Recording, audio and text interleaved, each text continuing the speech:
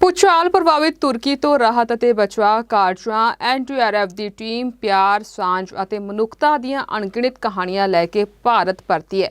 ਸੋ ਇਸ ਵਿੱਚ ਕੇਵਲ ਜਜ਼ਬਾਤ ਅਤੇ ਅਹਿਸਾਸ ਨੇ। ਭਾਰਤੀ ਫੌਜ ਦੇ ਆਪਰੇਸ਼ਨ ਦੋਸਤ ਦੇ ਤਹਿਤ ਤੁਰਕੀ ਵਿੱਚ ਭੂਚਾਲ ਪੀੜਤਾਂ ਲਈ ਰਾਹਤ ਬਚਾਅ ਕਾਰਜਾਂ ਵਿੱਚ ਜੁਟੀ ਨੈਸ਼ਨਲ ਡਿਜ਼ਾਸਟਰ ਰਿਸਪਾਂਸ ਫੋਰਸ ਦੀ ਆਖਰੀ ਟੀਮ ਭਾਰਤ ਪਰਤ ਆਈ ਹੈ। ਸੋ ਤੁਰਕੀ ਦੇ disaster and emergency management presidency ਨੇ ਰਾਹਤ ਮੁਹਿੰਮ ਨੂੰ ਖਤਮ ਕਰਨ ਦਾ ਐਲਾਨ ਕੀਤਾ, ਜਿਸ ਤੋਂ ਬਾਅਦ ਆਖਰੀ ਐਨਡੀਆਰਐਫ ਦੀ ਟੀਮ ਭਾਰਤ ਪਰਤ ਗਈ। ਸੋ ਭਾਰਤ ਦੇ ਆਪਰੇਸ਼ਨ ਦੋਸਤ ਦੇ ਤਹਿਤ 151 ਐਨਡੀਆਰਐਫ ਕਰਮਚਾਰੀਆਂ ਤੇ ਕੁੱਤਿਆਂ ਦੇ ਦਸਤੇ ਦੀਆਂ 3 ਟੀਮਾਂ ਨੇ ਤੁਰਕੀ ਵਿੱਚ ਇੱਕ ਵਿਸਤ੍ਰਿਤ ਖੋਜ ਅਤੇ ਬਚਾਅ ਮੁਹਿੰਮ ਦੇ ਵਿੱਚ ਹਿੱਸਾ ਲਿਆ। ਸੋ ਐਨਡੀਆਰਐਫ ਦੀਆਂ ਟੀਮਾਂ ਨੇ ਨੁਰਦਗੀ ਅਤੇ ਆਤੰਕੀ ਵਿੱਚ 35 ਥਾਵਾਂ ਤੇ ਪੀੜਤਾਂ ਦੀ ਸਹਾਇਤਾ ਕੀਤੀ ਅਤੇ ਮਲਬੇ ਹੇਠ ਦਬੇ ਲੋਕਾਂ ਨੂੰ ਬਾਹਰ ਕੱਢਿਆ। ਵਿਦੇਸ਼ ਮੰਤਰਾਲੇ ਦੇ ਬੁਲਾਰੇ ਅਰਿੰਦਮ ਬਾਗਚੀ ਨੇ ਟਵੀਟ ਕਰਕੇ ਇਹ ਜਾਣਕਾਰੀ ਦਿੱਤੀ। ਸੋ ਰਿਪੋਰਟਸ ਅਨੁਸਾਰ 6 ਫਰਵਰੀ ਨੂੰ ਤੁਰਕੀ ਅਤੇ ਸੀਰੀਆ ਵਿੱਚ ਆਏ 7.8 ਤੀਬਰਤਾ ਦੇ ਭੂਚਾਲ ਕਾਰਨ 45,000 ਤੋਂ ਵੱਧ ਲੋਕਾਂ ਦੀ ਮੌਤ ਹੋ ਗਈ ਸੀ ਅਤੇ 10 ਲੱਖ ਤੋਂ ਵੱਧ ਲੋਕ ਬੇਘਰ ਹੋ ਗਏ ਸਨ। ਇਸ ਸੰਕਟ ਦੇ ਸਮੇਂ ਭਾਰਤ ਤੁਰਕੀ ਅਤੇ ਸੀਰੀਆ ਨੂੰ ਸਹਾਇਤਾ ਪ੍ਰਦਾਨ ਕਰਨ ਵਾਲੇ ਸਭ ਤੋਂ ਪਹਿਲਾਂ ਸੀ। ਸੋ ਭਾਰਤ ਨੇ ਦੋਵਾਂ ਦੇਸ਼ਾਂ ਦੇ ਵਿੱਚ ਪੀੜਤਾਂ ਦੀ ਸਹਾਇਤਾ ਲਈ ਆਪਰੇਸ਼ਨ ਦੋਸਤ ਦੀ ਸ਼ੁਰੂਆਤ ਕੀਤੀ। ਭਾਰਤ ਨੇ ਤੁਰਕੀ ਅਤੇ ਸੀਰੀਆ ਨੂੰ ਵੱਡੀ ਮਾਤਰਾ ਵਿੱਚ ਰਾਹਤ ਸਮੱਗਰੀ ਭੇਜੀ ਅਤੇ ਇੱਕ ਮੋਬਾਈਲ ਹਸਪਤਾਲ ਚਲਾਇਆ। ਭਾਰਤੀ ਫੌਜ ਦੇ 250 ਜਵਾਨ ਤੁਰਕੀ ਅਤੇ ਸੀਰੀਆ ਦੇ ਸਭ ਤੋਂ ਪ੍ਰਭਾਵਿਤ ਇਲਾਕਿਆਂ ਵਿੱਚ ਤਾਇਨਾਤ ਸਨ। ਭਾਰਤ ਨੇ ਭੇਜਿਆ ਸੀ 135 ਟਨ ਮਾਲ, 150 ਲੋਕਾਂ ਦੀ ਵਿਸ਼ੇਸ਼ ਸਿਖਲਾਈ ਪ੍ਰਾਪਤ ਅਤੇ ਸਵੈ ਨਿਰਭਰ ਐਨਡੀਆਰਐਫ ਟੀਮਾਂ, ਕੁੱਤਿਆਂ ਦੇ ਦਸਤੇ, ਵਿਸ਼ੇਸ਼ ਵਾਹਨਾਂ ਤੇ ਹੋਰ ਸਮਾਨ ਨਾਲ ਤੁਰਕੀ ਪਹੁੰਚੀਆਂ। ਇਸ ਦੇ ਨਾਲ ਹੀ ਲਗਭਗ 135 ਟਨ ਵਜ਼ਨ ਵਾਲਾ ਵਿਸ਼ੇਸ਼ ਉਪਕਰਨ ਅਤੇ ਰਾਹਤ ਸਮੱਗਰੀ ਤੁਰਕੀ ਨੂੰ ਪਹੁੰਚਾਈ ਗਈ। ਸੋ ਇਸੇ ਕੜੀ ਵਿੱਚ ਐਨਡੀਆਰਐਫ ਦੇ ਡੀਜੀ ਅਤੁਲ ਕਰਵਾਲ ਨੇ ਕਿਹਾ ਕਿ ਸਾਡੇ ਬਚਾਅ ਕਰਨ ਵਾਲਿਆਂ ਅਤੇ ਸਥਾਨਕ ਲੋਕਾਂ ਵਿਚਕਾਰ ਇੱਕ ਮਜ਼ਬੂਤ ਬੰਧਨ ਬਣਿਆ। ਸੋ ਉਹ ਚਾਹੁੰਦੇ ਸਨ ਕਿ ਅਸੀਂ ਆਪਣੇ ਬੈਜ ਉਹਨਾਂ ਕੋਲ ਛੱਡ ਦਈਏ ਅਤੇ ਬਦਲੇ ਵਿੱਚ ਉਹਨਾਂ ਨੇ ਆਪਣਾ ਕੁਝ ਕੀਮਤੀ ਸਮਾਨ ਸਾਡੀਆਂ ਜੇਬਾਂ ਵਿੱਚ ਪਾ ਦਿੱਤਾ। ਸੋ ਇੱਥੇ ਤੁਹਾਨੂੰ ਦੱਸ ਦਈਏ ਕਿ ਇੱਥੇ ਜਿਹੜੀ ਨੇ ਸਰਦਾਰਾਂ ਦੀਆਂ ਪੱਗਾਂ ਤੱਕ ਮੰਗੀ ਗਈਆਂ ਤੁਰਕੀ ਦੇ ਲੋਕਾਂ ਦੇ ਵੱਲੋਂ, ਕਿਉਂਕਿ ਇੰਨਾ ਪਿਆਰ ਜਿਹੜਾ ਹੈ ਭਾਰਤ ਦੇ ਲਈ ਜਿਹੜਾ ਹੈ ਤੁਰਕੀ ਦੇ ਲੋਕਾਂ ਦੇ ਲਈ ਦਿਖਾਇਆ ਗਿਆ। ਸੋ ਇੱਥੇ ਜਿਹੜਾ ਇੰਨੀ ਸਹਾਇਤਾ ਜਿਹੜੀ ਹੈ ਕੀਤੀ ਗਈ ਭਾਰਤ ਦੇ ਵੱਲੋਂ, ਸੋ ਬਹੁਤ ਖੁਸ਼ ਸਨ। ਸੋ ਇਸੇ ਕਰਕੇ ਜਿਹੜੀ ਹੈ ਸਰਦਾਰਾਂ ਦੀਆਂ ਪੱਗਾਂ ਮੰਗੀਆਂ ਗਈਆਂ ਉਹਨਾਂ ਤੋਂ ਐਨਡੀਆਰਐਫ ਟੀਮਾਂ ਦੇ ਵੱਲੋਂ। ਸੋ ਪਰ ਉਹ ਨਹੀਂ ਦੇ ਸਕਦੇ ਸੀ ਕਿਉਂਕਿ ਸਰਦਾਰਾਂ ਦੀ ਸਿਰ ਦਾ ਤਾਜ ਹੁੰਦੀਆਂ ਨੇ ਸੋ ਦਸਤਾਰਾਂ ਨਹੀਂ ਦੇ ਸਕਦੇ। ਸੋ ਇਸੇ ਵਿਚਾਲੇ ਜਿਹੜਾ ਹੈ ਭਾਰਤੀ ਟੀਮਾਂ ਦੇ ਵੱਲੋਂ ਜਿਹੜੀ ਹੈ ਉਹਨਾਂ ਦੀ ਕੁਝ ਜਿਹੜੇ ਬੈਜਸ ਸੀਗੇ ਉਹ ਉਹਨਾਂ ਨੂੰ ਤੁਰਕੀ ਲੋਕਾਂ ਨੂੰ ਦਿੱਤੇ ਗਏ ਪਿਆਰ ਦੇ ਵਜੋਂ, ਸਤਿਕਾਰ ਦੇ ਵਜੋਂ। ਸੋ ਇੱਥੇ ਤੁਰਕੀ ਦੇ ਲੋਕਾਂ ਦੇ ਵੱਲੋਂ ਵੀ ਐਨਡੀਆਰਐਫ ਦੀ ਟੀਮਾਂ ਨੂੰ ਇੱਕ ਜਿਹੜਾ ਹੈ ਪਿਆਰ ਤੇ ਸਤਿਕਾਰ ਵੱਲੋਂ ਉਹਨਾਂ ਦੇ ਜਿਹੜੇ ਕਮਾਂਡਰ ਸੀਗੇ ਉਹਨਾਂ ਦੇ ਬੈਜਸ ਅਤੇ ਜਿਹੜੀਆਂ ਹੋਰ ਸਮਾਨ ਸੀਗਾ ਉਹਨਾਂ ਨੂੰ ਪਿਆਰ ਤੇ ਸਨਮਾਨ ਵਜੋਂ ਦਿੱਤਾ ਗਿਆ। ਸੋ ਬਹੁਤ ਹੀ ਪਿਆਰ ਜਿਹੜਾ ਹੈ ਤੁਰਕੀ ਦੇ ਲੋਕਾਂ ਦੇ ਵੱਲੋਂ ਐਨਡੀਆਰਐਫ ਦੀ ਟੀਮਾਂ ਨੂੰ ਦਿੱਤਾ ਗਿਆ। ਸੋ ਬਹੁਤ ਹੀ ਪਿਆਰ ਸਤਿਕਾਰ ਜਿਹੜਾ ਹੈ ਦੋਵਾਂ ਦੇਸ਼ਾਂ ਵਿਚਾਲੇ ਬਣਿਆ ਹੈ। ਸੋ ਇਸੇ ਵਿਚਾਲੇ ਪ੍ਰਧਾਨ ਮੰਤਰੀ ਮੋਦੀ ਨੇ ਵੀ ਇੱਥੇ ਤੁਰਕੀ ਵਿੱਚ ਆਪਰੇਸ਼ਨ ਦੋਸਤ ਵਿੱਚ ਸ਼ਾਮਲ ਐਨਡੀਆਰਐਫ ਅਤੇ ਹੋਰ ਸੰਗਠਨਾਂ ਦੇ ਬਚਾਅ ਦਲਾਂ ਦੇ ਕਰਮਚਾਰੀਆਂ ਨਾਲ ਗੱਲਬਾਤ ਕੀਤੀ ਹੈ। ਸੋ ਪੀਐਮ ਮੋਦੀ ਨੇ ਕਿਹਾ ਹੈ ਕਿ ਅਸੀਂ ਸਾਰੇ ਸੰਸਾਰ ਨੂੰ ਇੱਕ ਪਰਿਵਾਰ ਸਮਝਦੇ ਹਾਂ। ਜਦੋਂ ਪਰਿਵਾਰ ਦਾ ਕੋਈ ਮੈਂਬਰ ਮੁਸੀਬਤ ਵਿੱਚ ਹੁੰਦਾ ਹੈ ਤਾਂ ਉਸ ਦੀ ਸਹਾਇਤਾ ਕਰਨਾ ਭਾਰਤ ਦਾ ਫਰਜ਼ ਹੈ। ਸੋ ਪ੍ਰਧਾਨ ਮੰਤਰੀ ਨੇ ਇਹ ਵੀ ਕਿਹਾ ਹੈ ਕਿ ਦੇਸ਼ ਦਾ ਕੋਈ ਵੀ ਹੋਵੇ, ਜੇਕਰ ਗੱਲ ਮਨੁੱਖਤਾ ਦੀ ਹੋਵੇ ਤਾਂ ਭਾਰਤ ਮਨੁੱਖੀ ਹਿੱਤਾਂ ਨੂੰ ਸਭ ਤੋਂ ਉੱਪਰ ਰੱਖਦਾ ਹੈ। ਸਾਰੀ ਦੁਨੀਆ ਨੇ ਦੇਖਿਆ ਹੈ ਕਿ ਤੁਸੀਂ ਤੁਰੰਤ ਉੱਥੇ ਕਿਵੇਂ ਪਹੁੰਚ ਗਏ। ਇਹ ਤੁਹਾਡੀ ਤਿਆਗੀ ਅਤੇ ਤੁਹਾਡੀ ਸਿਖਲਾਈ ਦੇ ਹੁਨਰ ਨੂੰ ਦਰਸਾਉਂਦਾ ਹੈ। ਜਿਸ ਤਰ੍ਹਾਂ ਸਾਡੇ ਐਨਡੀਆਰਐਫ ਵਾਹਨਾਂ ਨੇ ਜਿਹੜੀ ਹੈ ਇੱਥੇ ਜਿਹੜੀ ਹੈ ਸਹਾਇਤਾ ਕੀਤੀ ਹੈ। ਐਨਡੀਆਰਐਫ ਜਵਾਨਾਂ ਦੇ ਵੱਲੋਂ ਜਿਹੜੀ ਹੈ 10 ਦਿਨਾਂ ਤੱਕ ਕੰਮ ਕੀਤਾ ਗਿਆ, ਉਹ ਸ਼ਲਾਘਾਯੋਗ ਹੈ। ਦੁਨੀਆ ਵਿੱਚ ਜਦੋਂ ਵੀ ਕੋਈ ਆਫਤ ਆਉਂਦੀ ਹੈ ਤਾਂ ਭਾਰਤ ਸਭ ਤੋਂ ਪਹਿਲਾਂ ਮਦਦਗਾਰ ਹੁੰਦਾ ਹੈ। ਤੁਰਕੀ ਵਿੱਚ ਜਵਾਨਾਂ ਨੇ ਅਦਭੁਤ ਸਾਹਸ ਵਿਖਾਇਆ। ਸਾਡੇ ਡੌਗ ਸਕੁਐਡ ਦੇ ਮੈਂਬਰਾਂ ਨੇ ਅਦਭੁਤ ਤਾਕਤ ਵਿਖਾਈ। ਦੇਸ਼ ਨੂੰ ਤੁਹਾਡੇ ਤੇ ਮਾਣ ਹੈ। ਉਹਨਾਂ ਕਿਹਾ ਕਿ ਸਾਡੇ ਜਵਾਨ ਮੌਤ ਨਾਲ ਮੁਕਾਬਲਾ ਕਰ ਰਹੇ ਸਨ।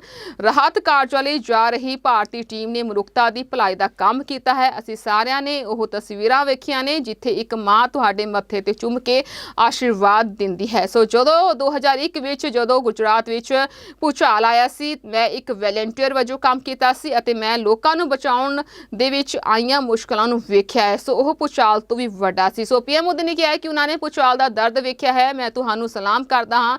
ਦੇਸ਼ ਦੇ ਲੋਕਾਂ ਦਾ ਐਨਡੀਆਰਐਫ ਤੇ ਭਰੋਸਾ ਹੈ। ਸੀਰੀਆ ਦੇ ਨਾਗਰਿਕ ਭਾਰਤ ਦਾ ਧੰਨਵਾਦ ਕਰ ਰਹੇ ਨੇ। ਹਰ ਦੇਸ਼ ਵਿੱਚ ਤਿਰੰਗੇ ਦੀ ਅਹਿਮ ਭੂਮਿਕਾ ਹੁੰਦੀ ਹੈ।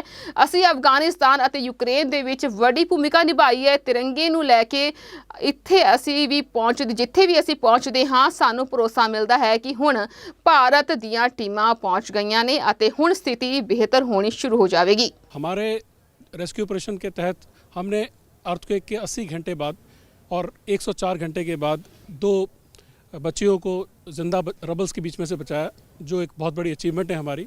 और वहाँ हमारे काम की और हमारे जो वैल्यू सिस्टम है हमारी सभ्यता की, वो वहाँ पर इतनी तारीफ हुई कि हर कोई चाहता था कि हम किसी न किसी तरीके से हिंदुस्तान से जुड़े। जब भी C-17 किसी दूसरे देश में उतरता है, लोगों के अंदर एक उत्साह होता है कि भारत आ गया है, भारत की फ़ौजें आ गई हैं, अब मदद ज़रूर मिलेगी। देखिए, काम सब करते हैं, बट अगर कोई वो भी प्रधानमंत्री जैसा शख्स अगर आकर आपको प्रोत्साहित करे इस चीज़ के लिए, तो डेफिनेटली आप सबका मनोबल बढ़ता है और आप लोग हमेशा तैयार रहते हैं आगे से फिर से ये काम करने के लिए। एयरपोर्ट से हम वापस आ रहे थे तो हम सबके आंखों में आंसू थे कि हम वहाँ जो लोगों के साथ बॉन्ड बनाए उनसे जुदा हुए हैं, तो उनको छोड़ते हुए हमें दुख हो रहा था, क्योंकि हमें लग रहा था कि हमारे बहुत ही करीबी हैं।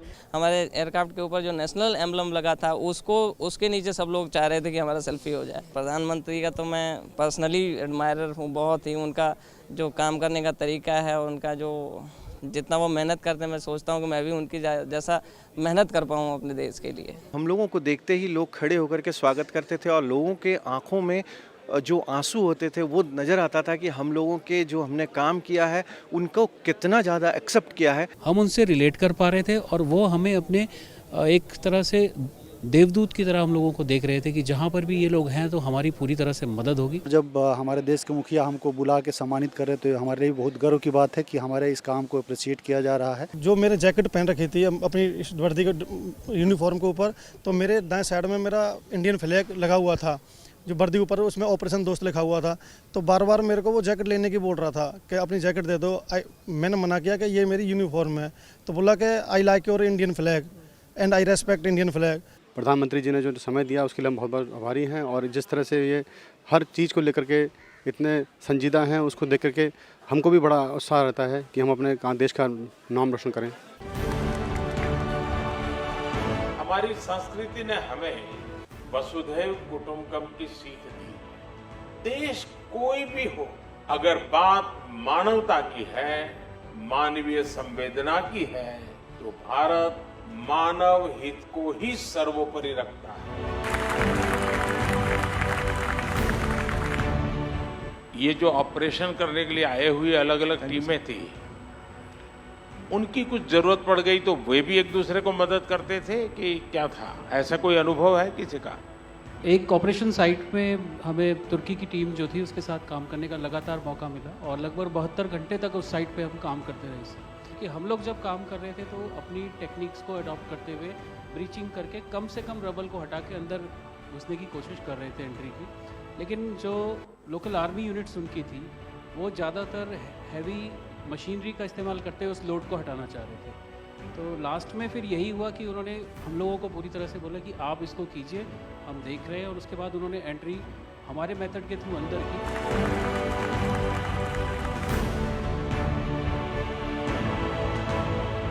ऑपरेशन दोस्त मानवता के प्रति भारत के समर्पण और संकट में फंसे देशों की मदद के लिए तत्काल खड़े होने के हमारे कमिटमेंट को भी दर्शाता है।